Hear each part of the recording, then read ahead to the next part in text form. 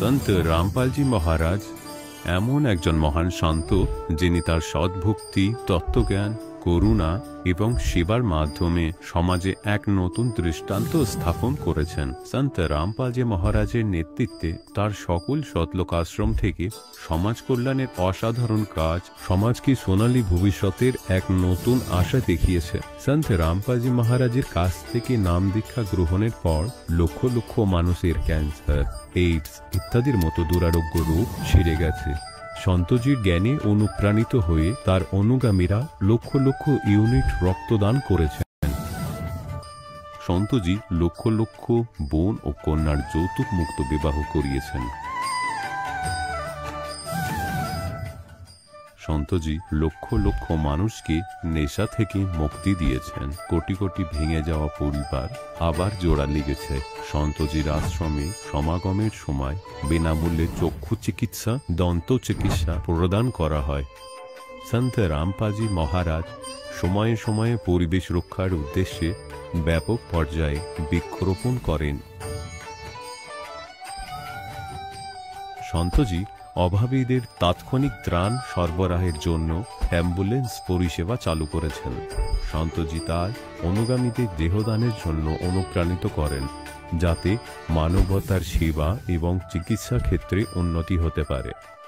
সন্ত রামপালজি মহারাজের সকল আশ্রমে প্রতিটি সমাগমে বিনামূল্যে ভান্ডারার আয়োজন করা হয়, যেখানে প্রতিটি শ্রেণী, প্রতিটি জাতি এবং প্রতিটি ধর্মের মানুষ একসাথে বসে খাবার খায়।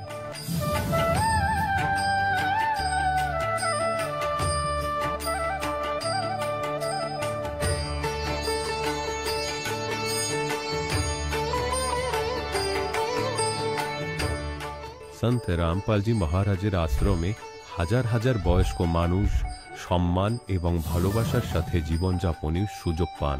তাদের খাওয়া, থাকা এবং স্বাস্থ্যের সম্পূর্ণ দায়িত্ব সন্ত রামপালজি মহারাজ গ্রহণ করেন। অনাথ শিশুদের জন্য সন্ত রামপালজি মহারাজের সকল আশ্রম কোনো আশীর্বাদের চেয়ে কম নয়। এখানে শিক্ষা, সংস্কৃতি এবং ভবিষ্যতের জন্য উন্নত সুযোগ প্রদান করা হয়। বন্যা হোক, ভূমিকম্প হোক বা মহামারী, সন্ত রামপালজি মহারাজ এবং তার অনুগামীরা সবসময় অসহায় মানুষের জন্য সবার আগে দাঁড়িয়ে থাকেন। কোভিড মহামারীর সময় সন্ত রামপালজি মহারাজের আশ্রম থেকে কোটি কোটি মানুষের জন্য খাবার, ওষুধ এবং জীবন রক্ষাকারী সামগ্রী সরবরাহ করা হয়েছিল। দরিদ্রদের সাহায্য হোক বা কোনো শোষিত ও নিপীড়িত শ্রেণীর অধিকার ও সম্মানের লড়াই, সন্ত রামপালজি মহারাজ সবসময় তাদের কণ্ঠস্বর সরকারের কাছে পৌঁছে দিয়েছেন এবং তাদের যথাযথ ন্যায় বিচার প্রদানে গুরুত্বপূর্ণ ভূমিকা পালন করেছেন। সমাজে আধ্যাত্মিক এবং সামাজিক মূল্যবোধ সম্পর্কে সচেতনতা বৃদ্ধিতে সন্ত রামপালজি মহারাজ প্রতিটি পদক্ষেপে মানবতার সত্যিকারের সেবক হিসাবে প্রমাণিত হয়েছেন। সন্ত রামপালজি মহারাজের জীবন আমাদের শেখায় যে সত্যিকারের সেবা হলো সেই সেবা যা নিঃস্বার্থভাবে করা হয়। আসুন আমরাও সেই মহান সেবার কাজে এই মহান সাধকের সাথে যুক্ত হই এবং সন্ত রামপালজি মহারাজের কাছ থেকে নাম দীক্ষা নিয়ে আমাদের জীবনকে ধন্য করি।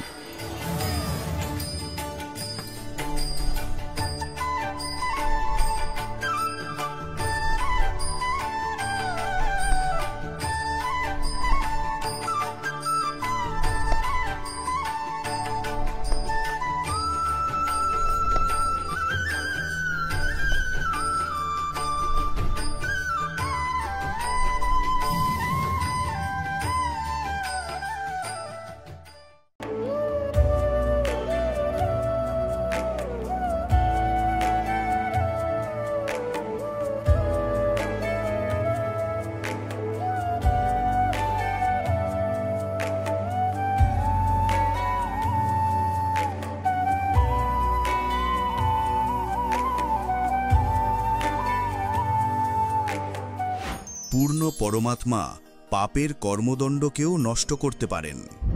আজ পর্যন্ত যেই সকল সন্ত ও মহাপুরুষদের সঙ্গে সাক্ষাৎ হয়েছে তারাও এটাই বলেছেন যে পাপের ফল ভোগ করেই সমাপ্ত হয়। তিনি কোন প্রভু?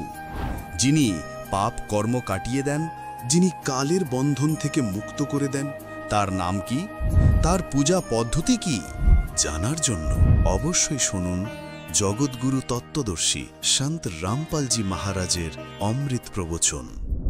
নমস্কার দর্শকগণ, আজ আমরা শুনব যুধিষ্ঠির মণ্ডল নামে এক ভক্তের বাস্তব অভিজ্ঞতা, যিনি একসময় শিবের উপাসনা করতেন, কিন্তু মানসিক ও শারীরিক কষ্ট থেকে মুক্তি তিনি পাননি। পরে তিনি সন্ত রামপালজি মহারাজের জ্ঞান শুনে উপলব্ধি করেন যে প্রকৃত মুক্তি কেবল শাস্ত্রসম্মত উপায়ে ভক্তি করলেই সম্ভব। 2019 সালে তিনি সন্ত রামপালজি মহারাজের কাছ থেকে নাম দীক্ষা গ্রহণ করেন, যার ফলে তিনি নেশা ও আর্থিক সমস্যা সহ নানান বিপদ থেকে মুক্তি পান। আজকের এই সাক্ষাৎকারে তিনি শেয়ার করবেন তার জীবনের পরিবর্তনের গল্প এবং কিভাবে সন্ত রামপালজি মহারাজের সৎসঙ্গ তাকে সত্য পথের সন্ধান দিয়েছে। নমস্কার স্যার। নমস্কার। আপনার নাম? আমার নাম যুধিষ্ঠির মণ্ডল। স্যার, আপনি কোথা থেকে এসেছেন? আমি মুর্শিদাবাদ ডিস্ট্রিক্ট জঙ্গিপুর থানা গ্রাম রানীনগর থেকে এসেছি। স্যার, সন্ত রামপালজি মহারাজের কাছ থেকে নাম দীক্ষা আপনি কবে নিয়েছেন? সন্ত রামপালজি মহারাজের কাছ থেকে নাম দীক্ষা নিয়েছি 2019-এ। স্যার, সন্ত রামপালজি মহারাজের কাছ থেকে নাম দীক্ষা নেওয়ার আগে আপনি কি কি ভক্তি সাধনা করতেন? সন্ত রামপালজি মহারাজের কাছ থেকে নাম দীক্ষা নেওয়ার আগে আমি অনেক প্রচুর সাধনা করতাম। হ্যাঁ, সব থেকে মুখ্য যে আমার ইষ্টদেব রূপে পুজো করতাম সে হচ্ছে ভগবান শিব। আর এমনি সব দেবী দেবতাদের পুজো করতাম। এদের পুজো করে আমি কোনো সেই রকম অ্যাক্টিভিটি লাভ পাইনি। হ্যাঁ, অনেক পুজো করেছিলাম। ভগবান শিবের পুজো করতাম, সকালবেলা ঘুমিয়ে উঠে আপনার স্নান করে তারপরে ওনার মন্ত্র জাপ করতাম। হ্যাঁ, ওম নমঃ শিবায়, হ্যাঁ, ওম নমঃ ভগবতে বাসুদেবায় নমঃ, এইরকম অনেক জাপ করতাম। এদের জাপ করে কোনো আমি লাভ পাইনি। এদের ভক্তি করে, এদের সাধনা করে বরঞ্চ আমি আরও খারাপ পথে চলে গেছিলাম। যেরকম ভগবান শিবকে আমি ইষ্টদেবে পুজতাম, হ্যাঁ, এর ভক্তি করে আমি বরঞ্চ গাঁজা খেতে শিখে গেছিলাম। বন্ধু বান্ধবের সঙ্গে তারকেশ্বর জল ঢালতে গিয়ে, হ্যাঁ, সবাই বলতে এটা ভগবানের প্রসাদ, হ্যাঁ, এটা খেতে হয়, এই বলে গাঁজা খেতে শিখে গেলাম। সব অনেক বন্ধু বান্ধবের সঙ্গে ধীরে ধীরে এইরকম নিচে পড়তে লেগে গেছিলাম। আস্তে আস্তে এত নেশায় লিপ্ত হয়ে গেছিলাম, গাঁজা খাওয়া, বিড়ি খাওয়া, আরও বিভিন্ন রকমের নেশা, মদ খাওয়া, হ্যাঁ, বন্ধু বান্ধবের সঙ্গে আড্ডা দেওয়া, এসব করতাম। কিন্তু এইসব করে মানসিক যে শান্তি সেটা ছিল না, সেটা একদম হারিয়ে গেছিলো। স্যার, আপনি বললেন আপনি শিবজির পূজা অর্চনা করতেন, তাহলে সন্ত রামপালজি মহারাজের খোঁজ কোথা থেকে পেলেন?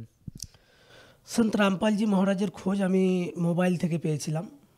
আমার কাছে একটা অ্যান্ড্রয়েড সেট ছিল, যেটার মধ্যে আমি অনেক দেবী দেবতাদের ভিডিও বের করে দেখতাম, কিভাবে ভক্তি করলে কি লাভ হয় না হয়, এসব দেখতে দেখতে ভবিষ্যৎবাণীও দেখতাম। তারপরে সেই রাশিফল দেখে ওইগুলোও দেখতাম। দেখতে দেখতে একদিন হুট করে একটা ভবিষ্যৎবাণী আমার সামনে আসলো, হ্যাঁ, যে পৃথিবীর মধ্যে এমন এক মহাপুরুষের জন্ম হবে, যে মহাপুরুষ পুরো পৃথিবীকে এমন এক জ্ঞান দেবে যেটা আজ পর্যন্ত কেউ শুনেনি। তো আমার এই কথাটা শুনে একটু আলাদালাই মনে হলো যে এটা বাবা, আবার পৃথিবীর মধ্যে এইরকম কে আছে মহাপুরুষ যে এমন জ্ঞান দেবে যে আমরা আজ পর্যন্ত কোনো মানব শুনিনি।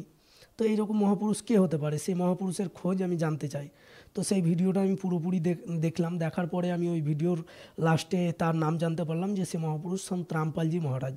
তো আমি বললাম, সন্ত রামপালজি মহারাজ এমন কী জ্ঞান আছে ওনার কাছে যে আমাদেরকে দেবে, পুরো বিশ্বকে দেবে। তো আমি ওনার ও সৎসঙ্গ করছিল। তো সেই সৎসঙ্গের মধ্যে একটা বাণী বলেছিল যে এ তিন দেবকে जो करते ভক্তি উনকা কবে না হবে মুক্তি। তো আমি বললাম যে ভাই, তিন দেব ব্রহ্মা বিষ্ণু মহেশ্বর, এই তিন দেবের পুজো করলে কোনো দিন মুক্তি হবে না? এটা লোকটা কে রে ভাই, যে ভগবান হিন্দু দেবী দেবতার বদনাম উড়াচ্ছে আর নিজেকে মহাপুরুষ বলে বসিয়ে রেখেছে। হ্যাঁ, তো এই কথা বলার পরেও আমি ভাবলাম, যখন তিন দেবের ভক্তি করে মুক্তি যখন হবেই না, তো এই মহাপুরুষ জানে যে কার ভক্তি করলে মুক্তি হবে। তো আমি আরও একটু ওর ভিডিওগুলো আরও একটু হাতিয়ে তুলিয়ে দেখতে লাগলাম। দেখতে দেখতে ওনার কাছ থেকে আমি সৃষ্টি রচনা জানতে পারলাম। সৃষ্টি রচনার মধ্যে যেইগুলো বললো, একবার তো কেমন কেমন লাগলো, মাথায় ঢুকেনি। তারপরে কিছু কিছু কথা এক একবার ভালোও লাগছে, এক একবার খারাপও লাগছে। এইগুলো দেখতে দেখতে ধীরে ধীরে ধীরে ধীরে ওনার সন্ত রামপালজি মহারাজের জ্ঞান মোটামুটি আমি লাগাতার শুনে গেছিলাম। মাসখানিক শোনার পরে আমি বুঝতে পারলাম যে আমরা যেই সব সাধনা করছি সেইগুলো পুরোপুরি ভুল সন্ত রামপালজি মহারাজের অনুসারে। কেননা সন্ত রামপালজি মহারাজের অনুসারে এই কারণে ভুল, কেননা শাস্ত্রের মধ্যে আমরা গীতা বেদ, হিন্দু ধর্মের যে আমরা আছি, আমরা গীতা বেদে বিশ্বাস রাখি, তো পুরাণে বিশ্বাস রাখি। তো এইসব জিনিস থেকে সন্ত রামপালজি মহারাজ একদম আঙুল দিয়ে দেখিয়ে দিত। সে পাতা উল্টিয়ে সে কত নম্বর পাতায় কত নম্বর পেস্টে, হ্যাঁ, কোন জায়গায় লেখা রয়েছে, এগুলো সব কিন্তু সন্ত রামপালজি মহারাজ আমাদেরকে আঙুল দিয়ে দিয়ে দেখাচ্ছিলেন।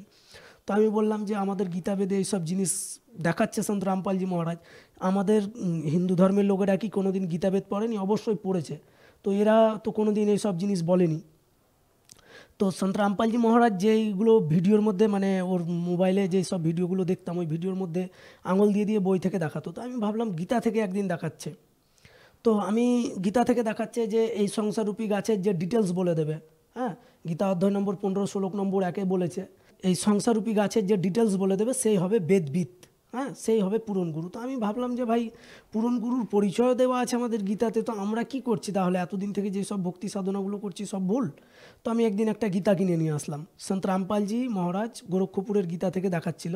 তো আমি কলকাতায় কাজ করতাম, তো ওইখান থেকে আমি একটা বইয়ের দোকানে অর্ডার দিলাম যে আমাকে এইরকম এই এই গীতাটা আমাকে এনে দিতে হবে। তো ওই গীতাটা মানে আমি ওখান থেকে কিনালাম, তারপরে আরও বন্ধু বান্ধবের কাছ থেকে অন্য জায়গা থেকে আমি গীতাতে মিলালাম, কিন্তু সন্ত রামপালজি মহারাজ যেগুলো দেখাচ্ছিল, যেগুলো বলছিল সম্পূর্ণ ঠিক আর ওটাই সত্য। কিন্তু এই সত্যটা আমাদের সমাজের মধ্যে এখন পর্যন্ত কেউ বলে দিতে পারেনি। সন্ত রামপালজি মহারাজই একমাত্র এইসব সত্যগুলো আঙুল দিয়ে দিয়ে দেখিয়েছে সমাজকে বলেছে যে এই ভক্তি ছাড়া কাউরি মুক্তি হবে না। হ্যাঁ, সন্ত রামপালজি যেই ভক্তি দিচ্ছে সমাজকে, সবাইকে দিচ্ছে, এই ভক্তি আমাদেরকে করে মুক্তি প্রাপ্তি করতে পারবো, তাছাড়া পারবো না। তারপরে সন্ত রামপালজি মহারাজের এইসব ভিডিও, এইসব মানে জ্ঞান শুনে, সৎসঙ্গ শুনে, তারপরে আমি সন্ত রামপালজি মহারাজের কাছ থেকে নাম দীক্ষা নিলাম। স্যার, আপনি বললেন আপনি আগে শিবজির ভক্তি সাধনা করতেন, তারপরে সন্ত রামপালজি মহারাজজির স্মরণে আসলেন। তাহলে সন্ত রামপালজি মহারাজজির স্মরণে আসার পর আপনার কোনো লাভ হয়েছে? সন্ত রামপালজি মহারাজের স্মরণে আসার পরে আমার অনেক লাভ হয়েছে, অনেক বলতে অনেক লাভ হয়েছে, যেগুলো মানে আমার অনেক শারীরিক, আর্থিক, মানসিক কষ্ট দূর হয়েছে। তো আমি বিশেষ কিছু লাভ বলতে চাই, যেটা সবথেকে বড় লাভ হচ্ছে আমার, মানে সবথেকে বড় লাভ যেটা হচ্ছে আমার ভক্তি সাধনা পেয়ে গেছি আমি, সৎ ভক্তি, যেটার জন্য আমি অনেক মানে করেছিলাম, ভগবান শিবের পুজো এখানে ওখানে অনেক পুজো করেছিলাম, কিন্তু ভগবানের যে আসল বাস্তবিক মানে যে ভক্তি, সেটা কিন্তু পাইনি আমি। সেটা সন্ত রামপালজি মহারাজের কাছ থেকে পেয়েছি। সন্ত রামপালজি মহারাজের কাছ থেকে নাম দীক্ষা নেওয়ার পরেও লাভ তো হয়, তার আগেই আমি লাভ পেয়েছিলাম। সন্ত রামপালজি মহারাজের জ্ঞান শুনতে শুনতে এত লাভ পেয়েছিলাম যে ওনার কাছ থেকে নাম না নিয়ে আমি থাকতে পারিনি। কেননা সন্ত রামপালজি মহারাজের কাছ থেকে নাম নেওয়ার আগে আমি যখন সৎসঙ্গ শুনতাম, তো আমার বিড়ি, মদ, গাঁজা, খৈনি খুব খেতাম, এগুলো ছাড়তে পারছিলাম না। সেইগুলো সন্ত রামপালজি মহারাজকে বলেছি, আপনি যদি পৃথিবীর মধ্যে পূরণ সন্ত, পূরণ গুরু হন, তাহলে আমার বিড়ি, মদ যদি আগেই ছুটে, তাহলেই আমি নাম নেব। তো পরমাত্মা সন্ত রামপালজি মহারাজ সেটাই করেছে। হ্যাঁ, সেই জিনিসটা আমার আগেই ছাড়িয়ে দিয়েছে। তারপরে আমি নাম দীক্ষা নিয়েছিলাম। তার উপরে আমার একটা হাত ভাঙা ভয়ানক ব্যথা ছিল, যেটা আমার বাম হাত, মোটামুটি সাইকেল 8 বছর বয়সে সাইকেল পরে হাতটা আমার ভেঙে যায়। তারপরে মানে ডাক্তার দেখিয়ে তো হাত তো জয়েন হয়েছিল, কিন্তু সেই ব্যথাটা থেকে গেছিলো। তো সেই ব্যথা ওষুধ খেয়েও ভালো হতো না, কিছু করে ভালো হতো না। একটু কোনো ভারী কাজ করলে ব্যথা করতো, কিছু করলেই ব্যথা করতো। তো খুব মানে এত ব্যথা হতো, মনে হতো যে মানে মানে মৃত্যুর থেকেও ভয়ানক কষ্ট যাকে বলা হয় অ্যাকচুয়ালি, মানে যার হয় সেই বোঝে। হ্যাঁ, তো আমি সেই কষ্টটা নিয়েও খুব কষ্ট করেছিলাম। সন্ত রামপালজি মহারাজ সেটাও ভালো করেছিল। আমি বলেছিলাম যদি এই কষ্টটা আমার দূর করে দাও মালিক, তবে আমি আপনার কাছ থেকে গিয়ে নাম নিয়ে নেব, এরকম বলেছিলাম। সন্ত রামপালজি মহারাজ নাম দীক্ষা দেওয়ার আগেই আমার দুটো জিনিস ভালো করেছিল, সেটা হচ্ছে নেশা আর আমার হাতের ব্যথা, এই দুটো আমার ছাড়িয়ে দিয়েছিল। তারপরে গিয়ে আমি কলকাতার ইসরা থেকে নাম দীক্ষা নিয়েছিলাম। তারপরে আমি আর একটা লাভ পেয়েছিলাম, যেটা HIV, হ্যাঁ, এডস যাকে বলা হয়, সেটাও আমার ভালো হয়েছে। আর সন্ত রামপালজি মহারাজের কাছ থেকে মানে যে আধ্যাত্মিক যে লাভ আছে, সেইগুলো আমি তো এখন মানে ধরে নেন যে রোজ পাচ্ছি। হ্যাঁ, যেরকম আমার মানে আর্থিক কষ্ট ছিল, মানে কাজকাম করলে টাকা থাকতো না, এরকম জগতের লোকের যখন জগৎ ছিলাম, তখন মানে ভগবান শনিদেব বলে একটা দেবতা আছে হিন্দু ধর্মের মধ্যে, সেটা মানে লোক বলতো তোর শনি লেগে গেছে, শনির পুজো করে, এরকম সাধু সন্তেরা বলতো। তো আমি মানে ওই শনিবার করে গিয়ে ওই শনি দেবতার আগে, কলকাতা শহরে যখন আমি কাজ করতাম, তখন ওই শনি দেবতার আগে একটা মোমবাতি জ্বালিয়ে আসতাম, ধূপকাঠি জ্বালিয়ে আসতাম, এরকম বহুত কিছু করেছি। হ্যাঁ, তবুও কোনো আমার লাভ হয়নি। হ্যাঁ, আর্থিক কষ্ট আমার থেকেই গেছিলো, কোনো কাজ করতাম সেখানে লস হতো, লাভ হতো না। হ্যাঁ, সন্ত রামপালজি মহারাজের কাছ থেকে নাম নেওয়া পরে আমি মানে এই যেটা মানে আমার কাজের সমস্যা ছিল, টাকা পয়সার যে সমস্যাটা ছিল, সেটা মালিকের দয়ায়, সন্ত রামপালজি মহারাজের দয়ায় ভালো হয়ে গেছে। আর সন্ত রামপালজি মহারাজ মানে সৎসঙ্গে আমি অনেক জ্ঞান শুনে রেখেছি, সেই সব জ্ঞানের বিষয়ে আমি একটু বলতে চাই। যেরকম সন্ত রামপালজি মহারাজ বলে যে গুরুবিন মালা ফেরতে, গুরুবিন দেতে দান, গুরুবিন সব নিষ্ফল হয়, চাই পুছো বেদ পুরাণ। বাস্তবে তাই সন্ত রামপালজি মহারাজ সূক্ষ্ম বেদ থেকে যে সব বাণীগুলো সন্ত কবির পরমাত্মার বাণীগুলো আমাদেরকে বলে, একদম 100% সত্য। হ্যাঁ, যে গুরু ছাড়া আমরা যদি কোনো ভক্তি করি সেটাও বেকার, গুরু ছাড়া যদি আমরা দান করি কোথাও কোনো ভিখারিকে হোক বা কোনো মন্দিরে হোক বা কোনো মসজিদে হোক বা কোনো সাধুসন্তকে হোক, আমরা যদি দান করি সেটাও বেকার, কেননা গুরু বানিয়েই যাকে আমরা দান করব সেটাই আমাদের মানে লাভ দেবে। তো সন্ত রামপালজি মহারাজ এটাও বলতো সৎসঙ্গের মধ্যে যে 10वां अंश गुरु को दीजिए, जीवन जन्म सफल कर लीजिए। গুরুকে যদি 10वां अंश ইনকামের 10वां মানে 100 টাকা যদি আমি ইনকাম করি, 10 টাকা যদি গুরুকে দান করি, হ্যাঁ, তবেই আমার মানে সাংসারিক যে মানে সমস্যা, আর্থিক যে সমস্যাটা আছে, সন্ত রামপালজি বলে, হ্যাঁ, যে এই সমস্যাটা আমাদের আজকে মোটামুটি প্রত্যেক বেশিরভাগ ভগৎ ভাই বা জগৎ ভাই বোনেদের মধ্যেও রয়ে গেছে, যেটা আমরা ইনকাম তো করি কিন্তু আমরা সেই ইনকামটা যে ইনকামটা চাই, যতটা আমাদের টাকার প্রয়োজন, যতটা আমাদের ঘাটতিটাকে পূরণ করতে পারবে, সেই ইনকামটা কিন্তু হয় না। তো সন্ত রামপালজি মহারাজ সৎসঙ্গের মধ্যে বলে যে দান করলে নাকি ধন পাওয়া যায়। তো দানটা কোথায় করব সেই জিনিসটা কিন্তু আমি জানতাম না। সন্ত রামপালজি মহারাজের সৎসঙ্গ থেকে জানতে পেরেছি যে পুরন গুরুর কাছ থেকে দীক্ষা নিয়ে যদি আমরা দান করি, সেই দানের প্রচুর লাভ পাওয়া যায়। আর বাস্তবে সেই জিনিসটা আজকে আমি নিজে প্রুফ আছি, কেননা আমি সন্ত রামপালজি মহারাজের কাছ থেকে নাম দীক্ষা নেওয়ার পরে আমি অনেক করেছিলাম। আগেও দান ধান করতাম, তা না যে আগে করতাম না, আগেও করেছিলাম। হ্যাঁ, অনেক ভিখারিকে খাইয়ে দিতাম, করতাম ও করতাম, কিন্তু ওতে আমার কোনো প্রতিফল হয়নি। আর সন্ত রামপালজি মহারাজকে যেই সব দানগুলো করেছি, তার দানের প্রতিফল আমি কি বলবো আপনাদেরকে, 1 টাকা দান করলে সন্ত রামপালজি বলে যে 1000 টাকা 1000 গুণা করে দেয়। তো বাস্তবে তাই সন্ত রামপালজি মহারাজকে আমরা যা দান করি গুরু বানিয়ে, সন্ত রামপালজি মহারাজ বলে যে আমি শিষ্য ছাড়া কাউরি দান নিই না। হ্যাঁ, কেননা যদি দিতে হয় তো শিষ্যকেই দেয় পরমাত্মা সন্ত রামপালজি মহারাজ। সন্ত রামপালজি মহারাজের কাছ থেকে আমি অনেক কিছু জানতে পারলাম। হ্যাঁ, যেটা দানের বিষয় আছে, যে পূরণ গুরু বানিয়ে দান করলেই সেই দানের লাভ পাওয়া যায়। তো সন্ত রামপালজি মহারাজের কাছ থেকে সেটাও জানতে পারলাম যে 10वां अंश गुरु को दीजिए, জীবন জন্ম সফল कर लीजिए। তো বাস্তবে তাই আমরা আজ গুরু বানিয়ে যদি দান ধর্ম করি তবেই আমরা লাভ পাবো। ভগবানের ভক্তিও যদি করতে চাই তাহলে গুরু বানাতেই হবে। আর গুরু যেসে না, আমাদের গীতাতে প্রমাণ আছে, পূরণ গুরুর পরিচয় দেওয়া আছে। যেরকম গীতা অধ্যায় নম্বর 15 শ্লোক নম্বর 1 আমি এর আগেও বললাম, হ্যাঁ, যেখানে পূরণ গুরুর পরিচয় দেওয়া আছে যে এই সংসাররূপী গাছের যে ডিটেলস বলে দেবে পাতা থেকে শিকড় অবধি, সেই হবে পূরণ গুরু, সেই হবে বেদবিদ। হ্যাঁ, সেই পুরো সংসারের দৃষ্টিকোণটাকে ভালো করে আমি বুঝিয়ে দিতে পারবে যে কে ভগবান, কার ভক্তি করলে কি লাভ পাওয়া যায়, কে কোথায় থাকে, সব সম্পূর্ণ ডিটেলস পূরণ গুরুই বলে। তো সন্ত রামপালজি হচ্ছে পুরো বিশ্বের মধ্যে পূরণ গুরু। ওনার কাছ থেকে যদি আমরা নাম দীক্ষা নিয়ে ভক্তি করি তো শারীরিক, আর্থিক, মানসিক লাভ কষ্ট থেকে আমরা বাঁচবো বা লাভ পাবো। স্যার, সন্ত রামপালজি মহারাজের কাছ থেকে নাম দীক্ষা কীভাবে প্রাপ্ত করা যাবে? সন্ত রামপালজি মহারাজের কাছ থেকে নাম দীক্ষা এখন তো খুব সহজ হয়ে গেছে।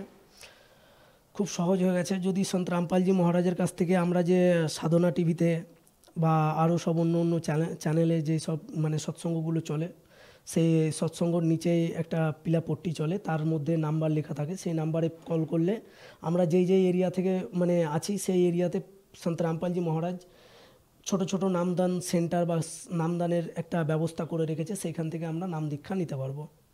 ধন্যবাদ স্যার। সৎ সাহেব। দর্শকগণ, এখন আপনি শুনলেন সন্ত রামপালজি মহারাজের থেকে দীক্ষা গ্রহণ করে সুখী হওয়া ভক্তের অভিজ্ঞতা। এখন দেখুন জগৎগুরু তত্ত্বদর্শী সন্ত রামপালজি মহারাজের মঙ্গল প্রবচন। এখানে যেরকম কর্তব্য কর্ম করবে সেই অনুসারে লাভ প্রাপ্ত হতে থাকবে, আর সেই অনুসারে জন্ম মৃত্যুও হতে থাকবে। আর এই জন্ম মৃত্যুর হাত থেকে বাঁচার জন্য ওই পরমেশ্বর যে বিধান বানিয়েছেন সেইগুলিকে যে আপন করে নেবে, প্রযোজ্য করে নেবে, সেই জন্ম মৃত্যুর হাত থেকে বেঁচে যাবে। তাহলে আগে আমাদের ওই জন্ম মৃত্যুর হাত থেকে বাঁচার জন্য বিধানগুলি প্রাপ্ত হয়নি। পরমাত্মা তো 600 বছর আগে এইগুলি বলার চেষ্টা করেছিলেন, কিন্তু আমরা অশিক্ষিত হওয়ার কারণে আমরা বঞ্চিত থেকে গিয়েছিলাম। সেটার পূর্তি করার জন্য এখন পরমাত্মা আমাদের সময় দিয়েছেন, নির্ধারিত করেছেন। এখন যে প্রসঙ্গটি চলছে, এখন এখানে অনেক ব্যক্তিগণই, বিশেষ করে শ্রদ্ধালু ব্যক্তিরা আপনাকে বিভ্রান্ত করে দেবে যে শ্রীমদ্ ভগবদ গীতাতে অধ্যায় নাম্বার 15 শ্লোক নম্বর 18-তে গীতা জ্ঞানদাতার উক্তি এটি যে আমি লোক বেদ জনশ্রুতি অনুযায়ী পুরুষোত্তম প্রসিদ্ধ হয়ে রয়েছি।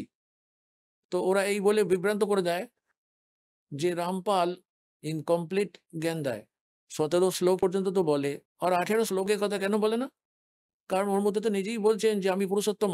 যদি এই শ্লোকটিকে 18 শ্লোকের এই ভাষ্যটিকে ফাইনাল মনে করি, তাহলে এই 17 শ্লোকটি উল্টো।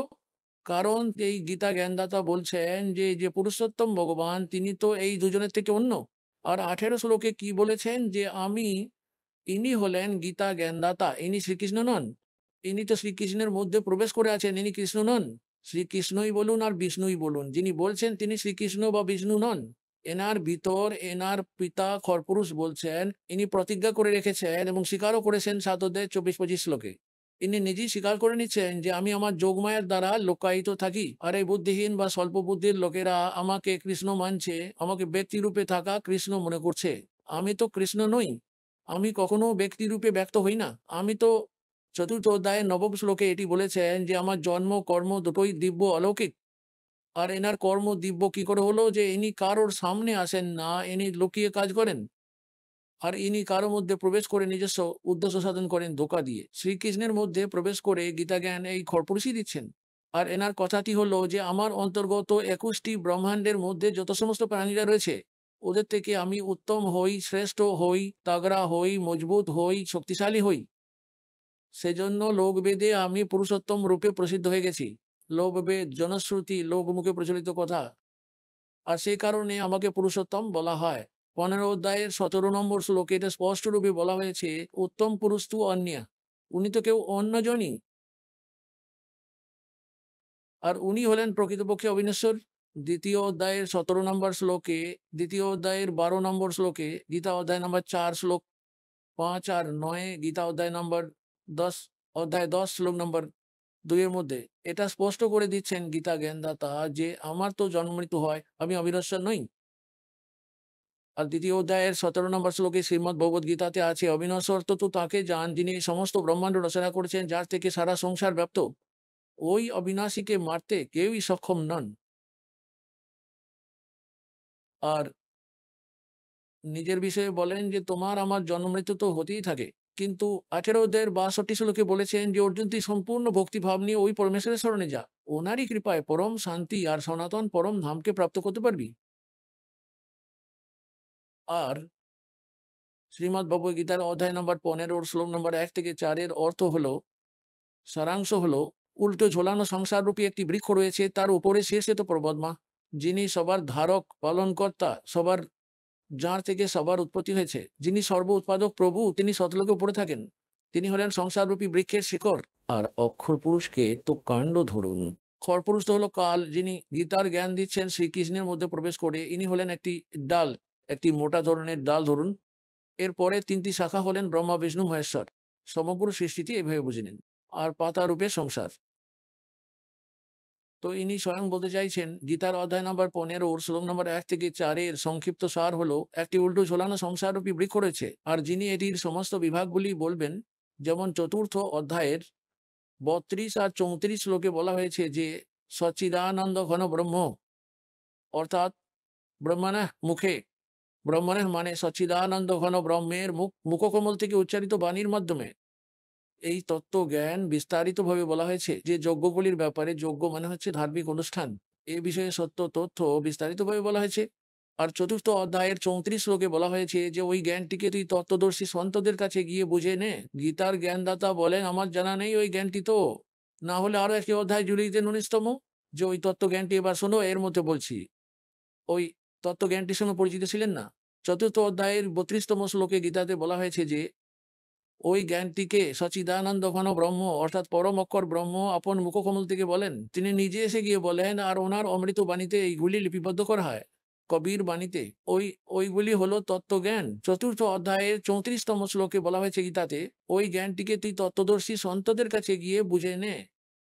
ওনাকে দণ্ডবত প্রণাম করলে, ছলকপট ছেড়ে বিনম্রতাপূর্বক সেবা করে প্রশ্ন করলে ওই তত্ত্বদর্শী সন্ত তোকে তত্ত্বজ্ঞানের উপদেশ দেবেন। এর থেকে প্রমাণিত হয়ে গেল এখানে গীতার অধ্যায় নম্বর 15 শ্লোক নম্বর 1-এ ওই কনসেপ্টটিকেও ক্লিয়ার করে দেওয়া হয়েছে যে ওই তত্ত্বদর্শী সন্ত তিনিই হবেন যিনি উল্টো ঝোলানো সংসাররূপী বৃক্ষের সমস্ত বিভাগগুলি বলে দেবেন। যেমন পরমেশ্বর স্বয়ং নিজে চলে আসেন এবং তত্ত্বদর্শী সন্তের ভূমিকা পালন করেন, ভগবান তিনি স্বয়ং নিজেই আছেন। কবির সাহেব বলেন, अक्सर पुरुष एक पेड़ है, सरपुरुष वा की डार, निरंजन वा की डार, और तीनों देवा शाखा हैं, ये पात रूप संसार। আর ওই শিকড়টির অপশন ছেড়ে দিয়ে গিয়েছিলেন পরমাত্মা তাঁর এই দাসকে পাঠিয়েছেন সেই রহস্য খোলার জন্য। কবির দেবী হলেন সেই শিকড়, আল্লাহ আকবর। তিনি পরম অক্ষর ব্রহ্ম, শিকড় সমগ্র জগৎ সংসারের। তাহলে এখানে এটিও বলা হয়েছে যে ওই উল্টো ঝোলানো সংসাররূপী বৃক্ষের সমস্ত বিভাগগুলির সঙ্গে পরিচিত যিনি, তিনি সায়া বেদবিদ। তিনি বেদের তাৎপর্যগুলিকে সঠিকভাবে জানেন, অর্থাৎ তত্ত্বদর্শী সন্ত। আর অতঃপর পরমেশ্বরের অধ্যায় নম্বর 15 শ্লোক নম্বর 4 লেখা আছে, তত্ত্বদর্শী সন্ত প্রাপ্তি হয়ে যাওয়ার পর ওই পরমেশ্বরের ওই পরম পদের অন্বেষণ করা উচিত, যেখানে যাওয়ার পর সাধক ফিরে এই সংসারে আর কখনো আসে না।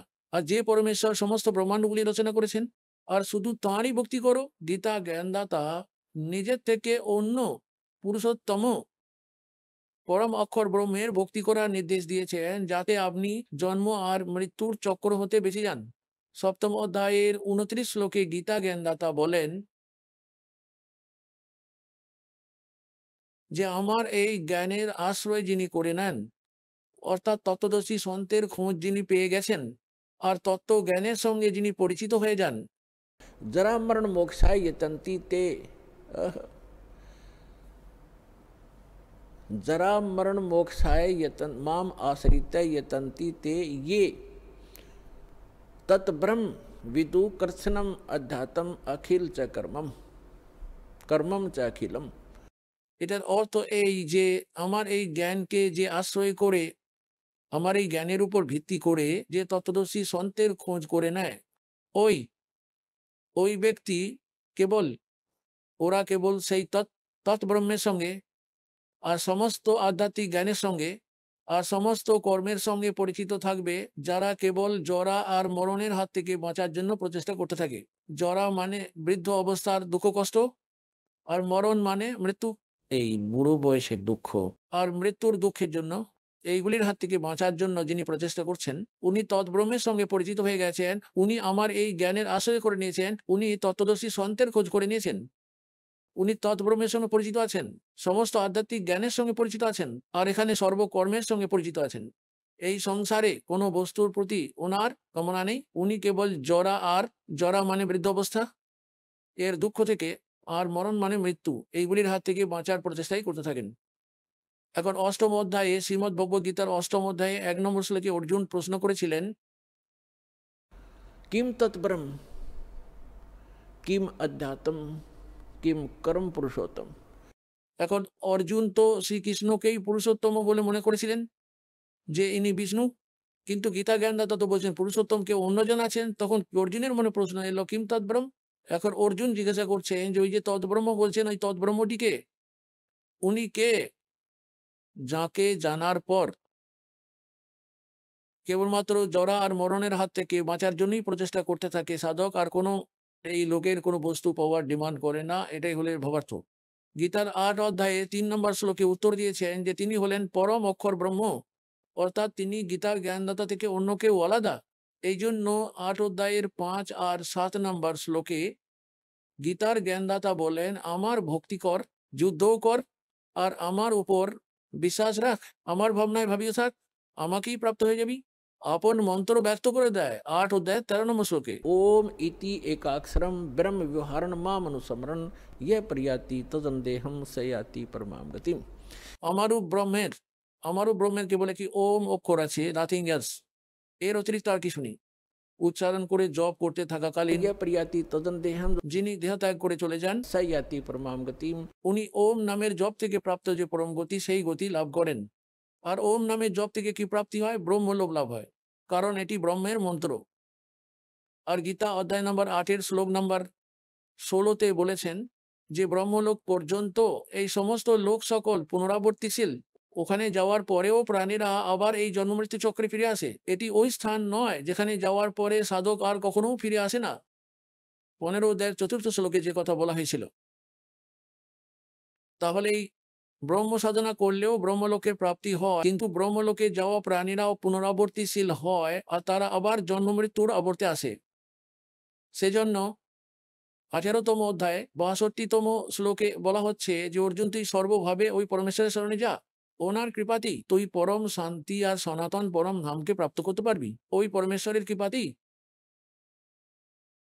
আর ওনার মন্ত্র বলে দেওয়া হয়েছে 17 অধ্যায়ের 23তম শ্লোকে, कि ओम तत् सत इति निर्देश ब्रह्मण त्रिविध समर्थ। ब्रह्मण माने সচিদানন্দ ঘন ব্রহ্ম, অর্থাৎ পরম অক্ষর ব্রহ্মের প্রাপ্তির ওই ওই লোকটি প্রাপ্তির, যেখানে যাওয়ার পর সাধক আর কখনো এই সংসারে ফিরে আসে না। ওনার ওই মন্ত্র হলো ओम तत् सत।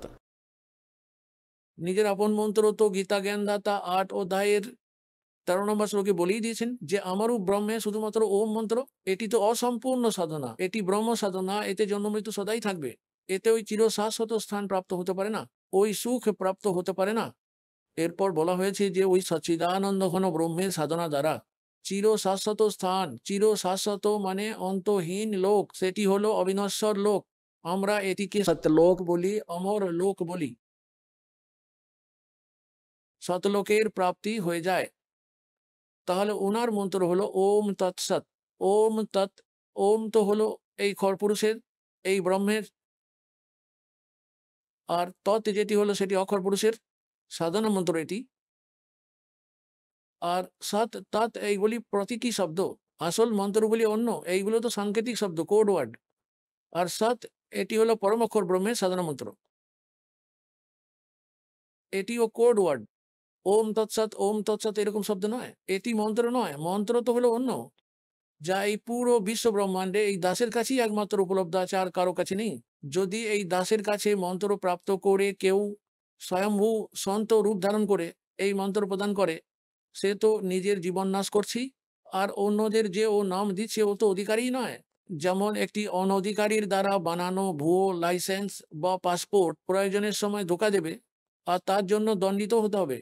তাহলে ওই রকম ব্যক্তির ব্যাপারে এইরকম জানবেন, যদি এইরকম কেউ জালি ভুয়ো নাম দেওয়া ব্যক্তি এরকম গুরুত্বপূর্ণ জাগরণের সময়ও এরকম কুচেষ্টা করছে, তাহলে ওই ওদের আপনারা প্রার্থনা করবেন যে এরকম জীবন নষ্ট করিস না, ভগবানের দ্রোহী হয়ে যাবি।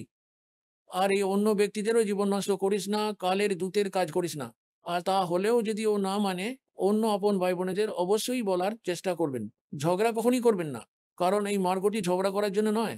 আমাদের কর্তব্যটি হলো শুধু বলার, বোঝানোর। আর যদি না মানে, জেনে শুনেও কুয়োতে চাপ দেয়, পরমাত্মা তাই আবার বলেন कि जानबूझ साची तजय करे झूठते ने, ताकि संगत है प्रभु सोपन में बिना दे। তারপর আবার পরমাত্মা বলেন, कर दी पकुआ पड़े फिर काहे की कुसलात। হাতে তো প্রদীপ রয়েছে, টর্চ রয়েছে, তা সত্ত্বেও যদি ও কুয়োতে পড়ে তো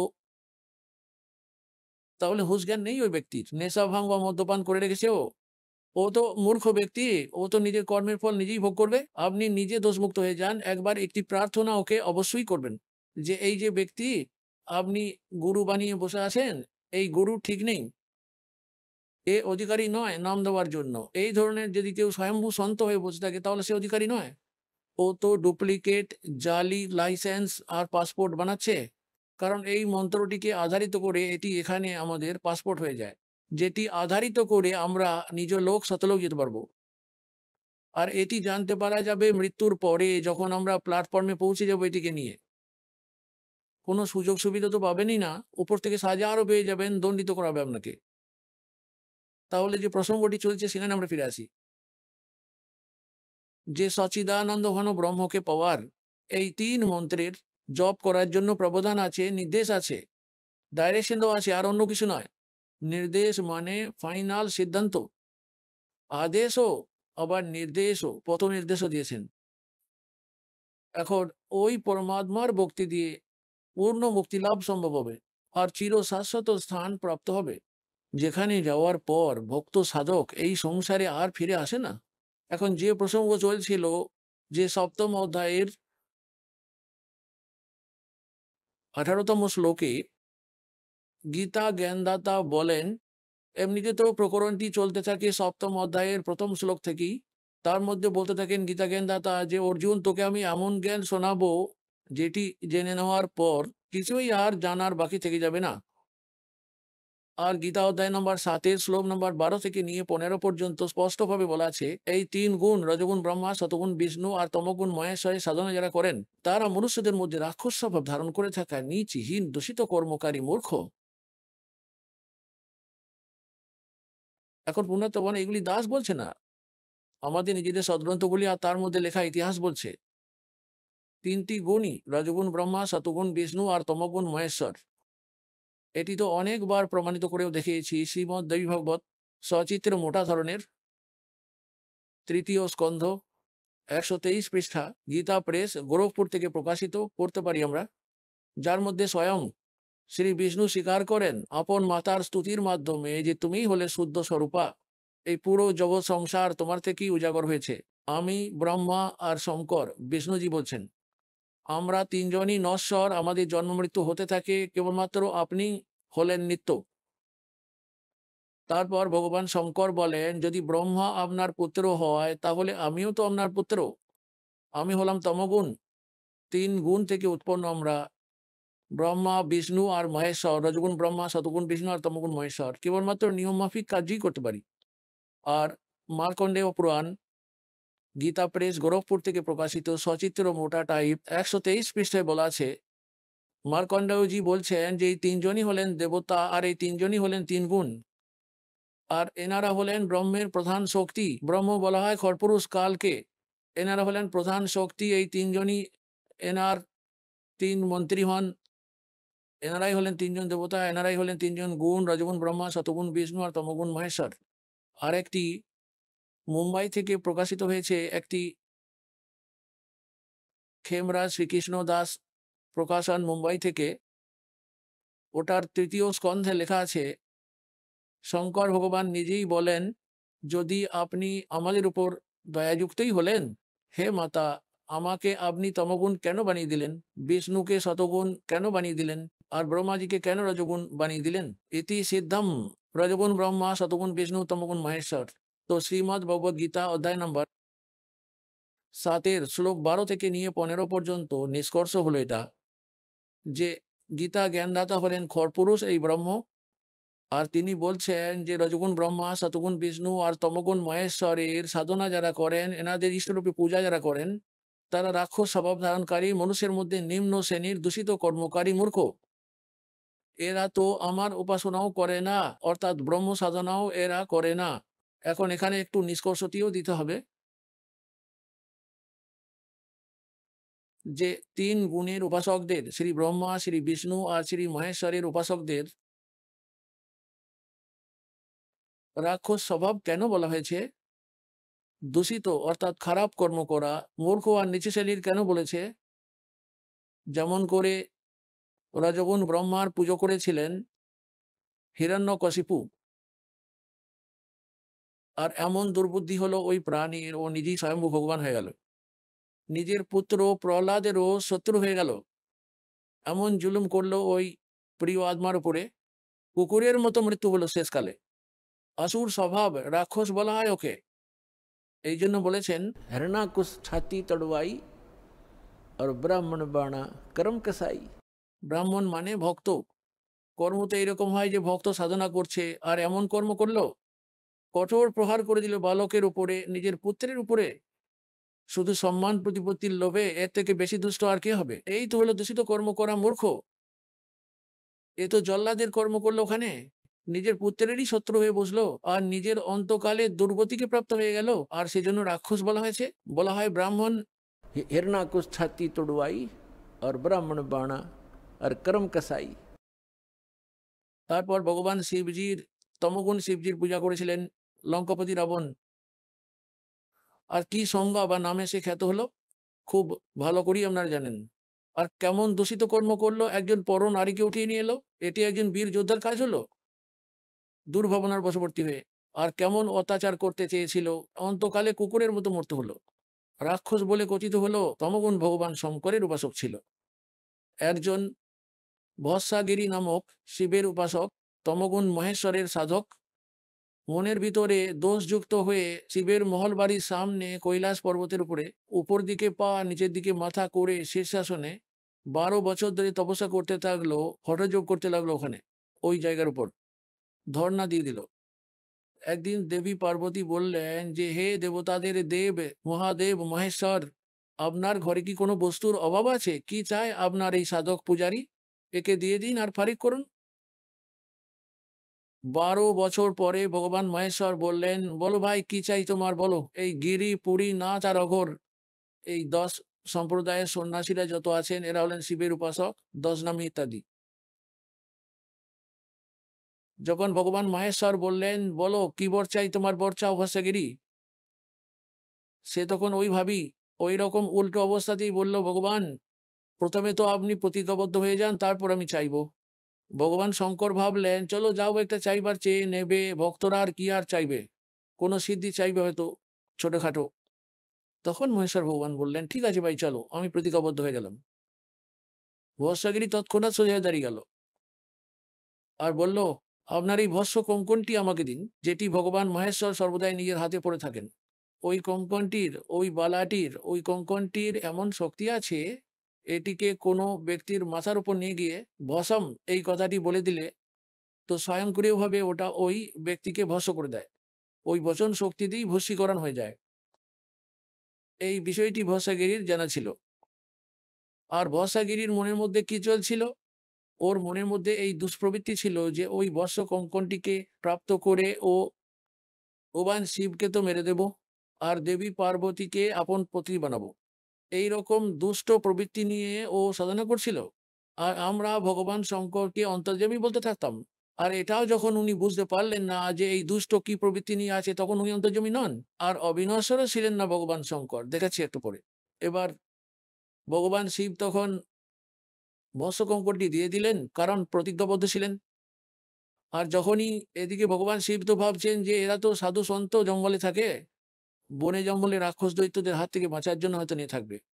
যে মুহূর্তে ওই ভস্ম কঙ্করটি ভস্যাগিরির হাতে চলে এলো, ও তো তৎক্ষণাৎ নিজের ভোর পাল্টে দিল আর এইরকম অভদ্র মুখাকৃতি বানিয়ে বলতে লাগলো, হয়ে যা শঙ্কর, এবার তো হুঁশিয়ার, তোকে তো মেরে ফেলবো আর পার্বতীকে আমার পত্নী বানাবো, এটাই আমার উদ্দেশ্য ছিল, এখন আমি কাজে সফল হয়ে গেছি। এইরকম বলে ও যখন ভগবান শিবের দিকে একটু এগিয়ে গেল, তখন ভগবান শিব তো বেগতিক দেখে দৌড়াতে লাগলেন। তীব্র গতি নিয়ে উনি তখন দৌড়তে লাগলেন। সম্মুখে তো ভগবান আর পিছনে পিছনে পূজারী। পুণ্যাত্মগণ, এখন গীতা অধ্যায় নম্বর 7 শ্লোক নম্বর 12 থেকে 15-তে এনাদের এই রকমই সংজ্ঞা দেওয়া হয়েছে যে রাক্ষস স্বভাব ধারণকারী মনুষ্যদের মধ্যে নিম্ন শ্রেণীর দূষিত কর্মকারী মূর্খ, আর এর থেকে বেশি দুষ্কর্ম কি হতে পারে? যাকে ইষ্টরূপে পূজা করছে তার পত্নীর উপরে খারাপ দৃষ্টি ওই ব্যক্তির, আপন মায়ের তুল্য, আপন মায়ের উপর খারাপ দৃষ্টি ওই পাপী আত্মার, ভস্যাগিরির। বুঝুন ব্যাপারটা, ভগবান শিব মৃত্যু ভয়ে ছুটে পালাচ্ছেন, তার মানে তিনি অবিনশ্বর নন। অবিনশ্বর হলে কখনোই তিনি মৃত্যু ভয়ে ছুটে পালাতেন না। অবিনশ্বর হলে ভস্মকঙ্করটি ওনার উপর কাজ করারই কথা নয়। তাই তিনি অবিনশ্বর ছিলেন না, অবিনশ্বর তো হলেন কবির পরমাত্মা। শোনাবো আপনাদের ওনার কথা। ওনাকে তো তরবারি দিয়ে কাটা হয়েছিল, তবুও যাননি কাটা। ওনার উপর বহু অত্যাচার করা হয়েছিল, নানা প্রকারে ডুবিয়ে মারার প্রচেষ্টা করা হয়েছিল, যমুনাতে, গঙ্গাতে, আরো প্রচুর প্রহার করা হয়েছিল। পরমাত্মা জামাটি তামানি রইলেন, কারণ উনি তো অবিনশ্বর। তাহলে স্বয়ং পরমাত্মাই চলে আসেন যখন এই দেবতাদের উপরেও কোনো সংকটজনক পরিস্থিতি আসে, কারণ ওই পরম পিতারই বাচ্চা তো এনারা। বিষ্ণু, কবির ভগবান স্বয়ং পূর্ণ পরমাত্মা পার্বতীর রূপ বানিয়ে ওই ভস্যাগিরির একদম সামনে এসে প্রকটিত হয়ে গেলেন, একটি বৃক্ষের নিচে এসে দাঁড়িয়ে গেলেন। ভস্যাগিরি তো শিবের পিছনে ছুটছিল নিজের উদ্দেশ্য সফল করার জন্য, যে প্রথমে তো শিবকে মারবো, তারপর নিজের আসল কাজটি শুরু করব, পার্বতীর সঙ্গে তখন দেখা করব। এদিকে পার্বতী তো সামনে দাঁড়িয়ে আছে, ও তো ইশারা করছে, একটু দাঁড়ান মহাত্মাজি, এদিকে আসুন, এখানে একটু বসুন। আর ওর লক্ষ্যটা তো এটাই ছিল। ও তখন ভাবলো, চলো ঠিক আছে ভাই, 2-4 কথা আগে থেকেই বলে নি। কিন্তু আবার বললো, না একটু দাঁড়ান। ওই শিবকে ভস্যাগিরি বলে প্রথমে, না ওকে আমি মেরেই আসি। তখন ওই পার্বতী রূপে পরমাত্মা বললেন, ও তো আপনার কাছেই আসবে না, 100 কিলোমিটারের আগে শিব এখন থামবি না, এখন আরও দাঁড়াবে না, আপনি একটু দাঁড়ান। তাই ভস্যাগিরি তো থেমে গেল। তখন ওখানে পরমাত্মা পার্বতী রূপে বললেন, কিছু নাচ নেচে তো দেখাও, যাতে করে আমি প্রসন্ন হতে পারি তোমার উপরে। তখন ভস্মাগিরি বলল, আমি নাচতে তো জানি না আর নাচতে পারি না, কেননা আমি সাধু সন্ত ফকির, আমরা তো কখনো নাচতে শিখিনি। তখন পার্বতী রূপে পরমানন্দ বলেন, আসুন আমি আপনাকে শেখাচ্ছি, এইটা হাতটা এরকম করে তুলুন, এইভাবে পাটা এইদিকে ওদিকে। ও তো পাগল হয়ে গেল আনন্দ ফুর্তিতে, মস্তিতে ভুলে ওকে যা দেখানো হচ্ছে ও তো তাই করে। আর যখন কঙ্কন যুক্ত হাত মাথার উপরে এলো, বলে দিলেন তখন ভসম, ওখানেই ভস্ম হয়ে মারা গেল। ভস্ম হয়ে গেল, ছাই হয়ে গেল ওর শরীর, জ্বলে খাক হয়ে গেল। এখন কঙ্কনটি নিয়ে বিষ্ণু রূপধারী ওই পূর্ণ পরমাত্মা নিজে তখন ভগবান শঙ্করের কাছে পৌঁছলেন। শঙ্করজি বললেন, দৌড়ে পালিয়ে আয় বিষ্ণু, তাড়াতাড়ি চলে আয়। ভগবান বিষ্ণু বললেন, থেমে যাও, যে ভয়ে তুমি পালিয়ে যাচ্ছ তা আমি নষ্ট করে দিয়েছি। বর্ষাগিরিকে আমি ভস্ম করে দিয়েছি গন্ডক নাচ নাচিয়ে। আর দেখো ওই কঙ্কনটি এখন আমার হাতেই রয়েছে। ভগবান তখন শিবকে স্পর্শ করলেন। ওর তখনও জিজ্ঞাসা, কোথায় জ্বালিয়ে চোখে? ওই ছাই দেখে নেওয়ার পরই শান্ত হলো হৃদস্পন্দন শঙ্কর ভগবানের, বর্ষাগিরির শরীরের ছাই দেখে। এবার পুনাতবন, তারপর ও তো ভস্মা অসুর বলে কথিত হয়, রাক্ষস। গীতায় তাদের বলা হয়েছে অসুর স্বভাব ধারণকারী, মনুষ্যদের মধ্যে নীচ হীন দূষিত কর্মকারী, ত্রিগুণ উপাসক, রজগুণ ব্রহ্মা, সত্যগুণ বিষ্ণু, তমগুণ মহেশ্বর। গীতার জ্ঞানদাতা বলছেন যে এরা তো আমার ভক্তিও করে না, অর্থাৎ ব্রহ্ম সাধনাও তো এরা করে না। আর এদের যদি কেউ বোঝাতে যায় তাদের শত্রু হয়ে যায় এরা। এখন বাকি রইল তৃতীয় ধরনের গুণটি, বিষ্ণুর উপাসকগণ। বৈষ্ণব উপাসকদের একটা উদাহরণ দিই। কুম্ভ মেলা পর্ব, একবার এই ধরনের কুম্ভ স্নান রাশি সংযোগের কারণে পর্বটি হরিদ্বারের হরকি পৌরীতে অনুষ্ঠিত হয়, আর গঙ্গা নদীর ধারেই সেটির সংযোগ ঘটেছিল। ওই সেই কুম্ভ মেলা পর্বে স্নান পর্বের সময়টি নির্ধারিত করে দেওয়া হয়। ওই নির্ধারিত সময়ের মধ্যেই স্নানটি করতে হয়, আর সেটা 1 ঘন্টা বা আধা ঘন্টার জন্য হয়, অথবা 2 ঘন্টার জন্য সময়টি দেওয়া হয়। তাই এরা সবাই এবার ওখানে চলে গিয়ে, যেখানে স্নান পর্ব সম্পন্ন হয় সেই সরোবর বা নদীতে গিয়ে, ওই সময় গঙ্গায় হরিদ্বারের হরকি পৌরীতে সেটি অনুষ্ঠিত হয়। তাই সবাই ওখানে, যেমন গিরি আলাদা, পুরী আলাদা, নাগারা আলাদা করে, কানপাড়ে আলাদা, নাথ পৃথক, বৈষ্ণবগণ আলাদা করে, সন্ন্যাসীরা আলাদা, দশনামীরা আলাদা করে, এরা সবাই আপন আপন দলবল নিয়ে আপন আপন গ্রুপে সমূহতে একত্রিত হয়ে পৌঁছে যায়। এইসব দলগুলির প্রত্যেকটির একজন মুখ্য সর্বাধিকারী থাকে, তাকে অনুসরণ করে বাকি সবাই তার পিছনে পিছনে চলতে থাকে ওই স্নানস্থলের দিকে। সেদিকে অগ্রসর হয়ে স্নান করার জন্য প্রস্তুতি নেয়। তো স্নান পর্ব যেখানে অনুষ্ঠিত হবে সেখানে সবার আগে নাগা সাধুরা, যারা একদম নম্র থাকে, তারা চলে এলো। ওরা তো পৌঁছে গিয়েছিল গঙ্গা ঘাটের উপর হরকি পৌরীতে স্নান পর্বের জন্য। তো যখনই ওরা সবাই ছেয়ে গেল ওই হরকিপরির ঘাটের উপর, হরকিপরি যে সময় ওরা ছেয়ে গেল, সেই মুহূর্তে পিছন থেকে বৈষ্ণব সাধুরা, এই সাধুদের বৈষ্ণব বলা হয়, এরা হলো বিষ্ণুজির উপাসক, শতগুণ বিষ্ণুর উপাসক, সেই বৈষ্ণব সন্তরা চলে এলো ওই সময়। ওনারা বলতে লাগলেন, হে নাগাগণ, সবার আগে স্নান আমরা করব, আপনারা সব পিছনে চলে আসুন, আমরা সববার সেরা। আর যেহেতু আমরা শতগুণ বিষ্ণুজির উপাসনা করি, আমরা সর্বপ্রথম স্নান করব। এবার নাগারা সেটা শুনে জানিয়ে দিল, না, আমরা হলাম সর্বশ্রেষ্ঠ, আমরা ত্যাগী বৈরাগী দুটোই, আমরা বস্ত্র পর্যন্ত ধারণ করি না, আমরা তো নগ্ন থাকি, ইচ্ছা শূন্য, আমরা সর্বশ্রেষ্ঠ, আমরা প্রথমে স্নান করব। এই কথার ভিত্তিতে বৈষ্ণব সাধুরা আবার ওদেরকে ব্যঙ্গ বিদ্রুপ করতে লাগলো, কড়া সুরে ধমকাতে শুরু করলো যে তোমরা কি জন্য নিজেদের শ্রেষ্ঠ বলো? মলমূত্র ত্যাগ করে হাত পর্যন্ত ধোও না তোমরা, পাগলের মতো পশুদের মতো উলঙ্গ হয়ে ঘুরে বেড়াও, সারা অঙ্গে ছাই মেঘে থাকো, কি জন্য শ্রেষ্ঠ তোমরা? তোমরা পিছনে চলে এসো, আমরা সর্বপ্রথম স্নান করবো। এরকম কথা বলাতে ওই নাগারাও, তমগুণ উপাসকেরা, আর বৈষ্ণব সাধুরা যারা শতগুণ বিষ্ণুজির উপাসক ছিলেন, আর নাগা যারা শঙ্কর ভগবানের তমগুণের উপাসক ছিলেন, এই দুই দলের মধ্যে যুদ্ধ শুরু হয়ে গেল। ভগবানকে ভুলে গেল, হরকি পেরি বলা হয়, ভগবানের ঘরে ভগবান ভুলে গেল, স্নান আর উৎসবও ভুলে গেল। একটি শুধু মান সম্মান লাভের এই নিচ প্রবৃত্তি, নেচে হীন এই স্বভাবই কেবল মনে রাখলো। একে অন্যের সঙ্গে হাতাহাতি কাটাকাটি শুরু হলো, কামড় দিয়ে কাটার চেষ্টা করে, চুল ধরে খিচে টেনে ঘুরিয়ে ফেলে, দমাদম আছড়ে মারে, আর এদিকে আবার তীর নিক্ষেপ করে, তরবারি চালায়, ছোড়া কাঠারি ভুগিয়ে দেয়, নৃশংস গণহত্যাযজ্ঞ চলতে লাগলো। এইভাবে এই 25,000 এই ত্রিগুণ উপাসকরা পরস্পরের মধ্যে কাটাকাটি করে মারা গেল। ওই হরকি পৌরীতে গঙ্গার জল পর্যন্ত রক্তে লাল করে দিল। গঙ্গায় সারি দিয়ে লাশ শবদেহ রাশি, শবদেহ অগণিত ভেসে যেতে লাগলো। এই ব্যাপারে এখানে সূক্ষ্ম বেদের মধ্যে সচ্চিদানন্দ ঘন ব্রহ্মের বাণীতে পরমাত্মা স্বয়ং জানিয়েছেন, तीर तुपक तलवार कटारी और जम धड़ जोर बधावे हैं, हर पैड़ी हर हेत नहीं जाना, वहां जा कर्द चलावे हैं और काटे शीस नहीं दिल करुणा, ये जग में साध को आवे हैं, और जो जन इनके दर्शन को जावे उनको भी नरक पठावे। ওই একই পাঠ ওদেরকেও পড়াবে, যারা ওদের শিষ্য হবে তাদেরকে ওই একই শিক্ষা দেবে, মারো কাটো। কিসের জন্য? একমাত্র মান সম্মানের জন্য, স্নান করার জন্য। আরে জনসাধারণ যখন স্নান করে 10, 20, 50, 100 ভক্ত, সাধারণ ব্যক্তিরাও, আর ওখানে যদি অন্য কোনো ব্যক্তি এসে বলে আমি স্নান করবো, তো এসে ভাই তুমিও স্নান করে নাও, ওকেও জায়গা ছেড়ে দেয়। তাহলে সাধারণ ব্যক্তিদের থেকেও খারাপ এদের মানসিকতা, এদের যেরকম আচার আচরণ, আর এদের তোমরা সন্ত বলে মানো। এইরকম ত্রিপুর উপাসকদের ব্যাপারে সূক্ষ্ম বেদে বলা হয়েছে, শোনানো হয়েছে, तीर तुपक तलवार कटारी और जम धर जोर बधावे हैं, हर पैड़ी हर हेत नहीं जाना। বলা হয় হর কি পৌরি বলো, হর কি পৌরি বলো, আর ভগবানের প্রেম বোঝো না, ভগবানের আত্মাদেরই তো কাটছো।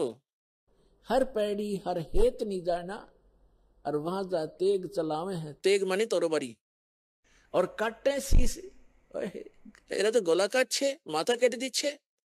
नहीं दिल करुणा, এদের হৃদয়ে কোনো দয়া মায় নেই। और ये जग में साध कवावे हैं। এদেরকে সাধু বলো, সন্ত বলো। এখন আপনি শুনলেন সন্ত রামপালজি মহারাজের মঙ্গল প্রবচন।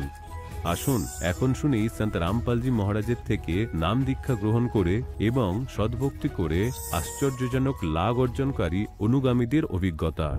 নমস্কার দর্শকগণ, অনেকেই ভাবেন দেব দেবীর পূজা, উপবাস, তপস্যা করলেই জীবন থেকে সকল দুঃখ কষ্ট দূর হয়ে যাবে, কিন্তু বাস্তবে কি তাই হয়? আজ আমরা আপনাদের এক বাস্তব ঘটনা শোনাতে চলেছি। রমেন্দ্রনাথ সিংজির জীবন বদলের গল্প। তিনি পশ্চিমবঙ্গের ঝাড়গ্রামের বাসিন্দা। একসময় তিনি মনসা পূজা, কালী পূজা, করম পূজা সহ নানা আচার পালন করতেন, এমনকি মুনি দীক্ষাও গ্রহণ করেছিলেন। কিন্তু তাও 15 বছর ধরে ভয়ানক আলসারের যন্ত্রণা সহ্য করছিলেন। তার সংসারে ছিল অশান্তি আর ভূত প্রেতের উপদ্রবে ভুগছিলেন। একদিন তিনি ইউটিউবে সন্ত রামপালজি মহারাজের সৎসঙ্গ দেখেন, যেখানে প্রকৃত ধর্মের গোপন সত্য শাস্ত্রের মাধ্যমে ব্যাখ্যা করা হচ্ছিল। সেটি দেখে তিনি উপলব্ধি করেন মুক্তির প্রকৃত পথ এখানেই আছে। তিনি সন্ত রামপালজি মহারাজের কাছ থেকে নাম দীক্ষা গ্রহণ করেন আর এর পরেই ঘটে এক অলৌকিক পরিবর্তন। 15 বছরের আলসার সম্পূর্ণ সেরে যায়, ভূত প্রেতের উপদ্রব চিরতরে শেষ হয়ে যায়, সংসারে শান্তি ও আর্থিক সমৃদ্ধি ফিরে আসে। এই অসম্ভব ঘটনা কিভাবে সম্ভব হলো? চলুন শুনি রমেন্দ্রনাথ সিংজির অনুপ্রেরণামূলক সাক্ষাৎকার। নমস্কার স্যার। নমস্কার, স্যার আপনার নাম কি? আমার নাম রমেন্দ্রনাথ সিং। স্যার আপনি কোথা থেকে এসেছেন? আমি ঝাড়গ্রাম ডিস্ট্রিক্ট ধবনী গ্রাম থেকে। আপনি সন্ত রামপালজি মহারাজের নাম দীক্ষা কত সালে নিয়েছেন? আমি 2020-তে সন্ত রামপালজি মহারাজের চরণে আসি। আগে আপনি কি সাধনা বা ভক্তি করতেন? আগে আমাদের পূর্বাদি মানে আমার বাপ ঠাকুরদাদা যেটা করে আসতো সেটাই করতাম। হ্যাঁ, এই মনসা পূজা করতাম, কালী পূজা করতাম, তারপর করম পূজা করতাম। তারপরে আমি একজন মুনি দীক্ষা নিয়েছিলাম শিবকুমার শাস্ত্রীর কাছ থেকে। তখন সময় আমার শারীরিক প্রবলেম ছিল, অনেক আলসার ছিল। তারপর ওই আলসার ওই মুনি সাধনায় আমি ভালো হতে হয়নি।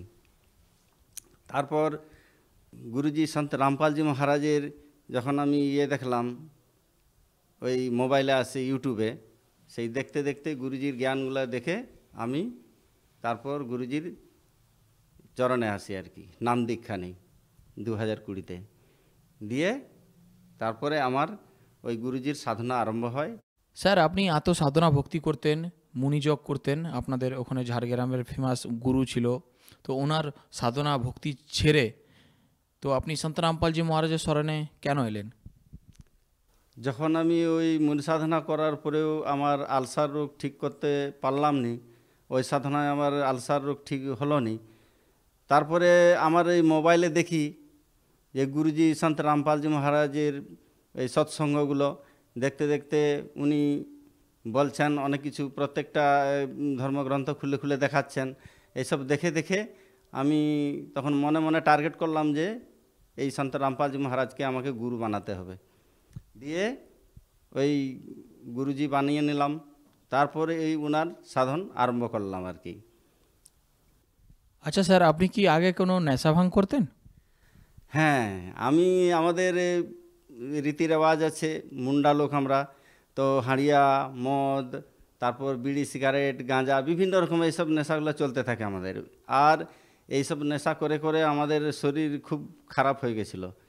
দিয়ে আমরা এই সন্ত রামপালজি মহারাজের যখন আমরা দীক্ষা নেওয়ার আগে গুরুজির সৎসঙ্গগুলো যখন দেখি যে গুরুজি খুলে খুলে দেখাচ্ছেন শাস্ত্র জ্ঞান, গরুর পুরাণ খুলে দেখালেন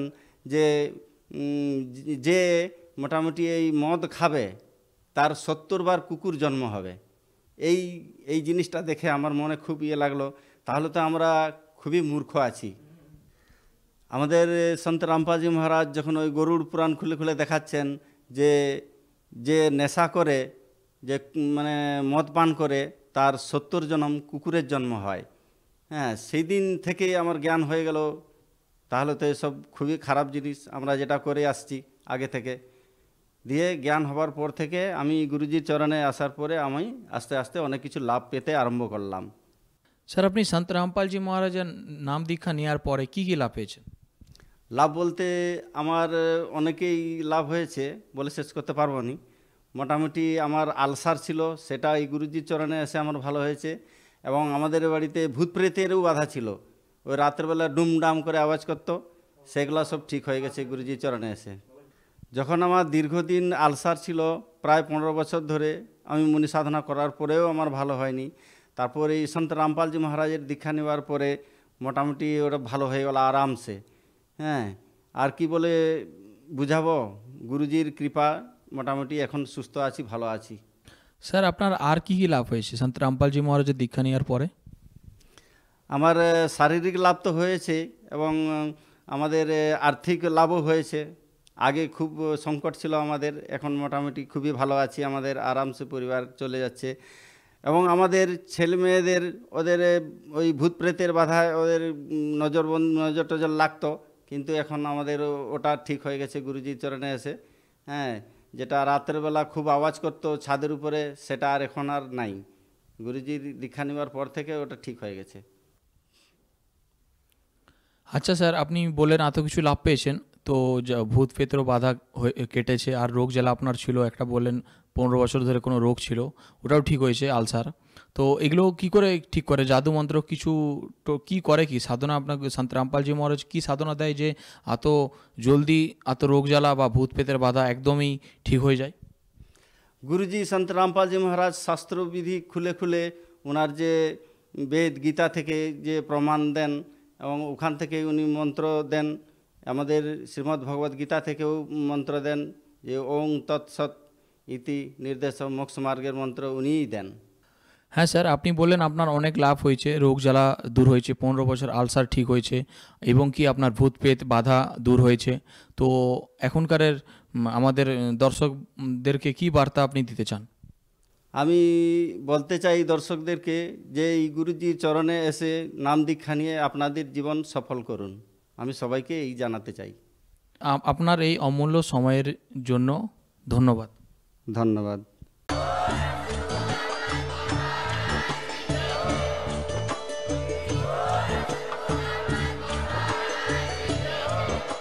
আপনারা শুনছিলেন জগৎগুরু তত্ত্বদর্শী সন্ত রামপালজি মহারাজের মঙ্গলময় প্রবচন।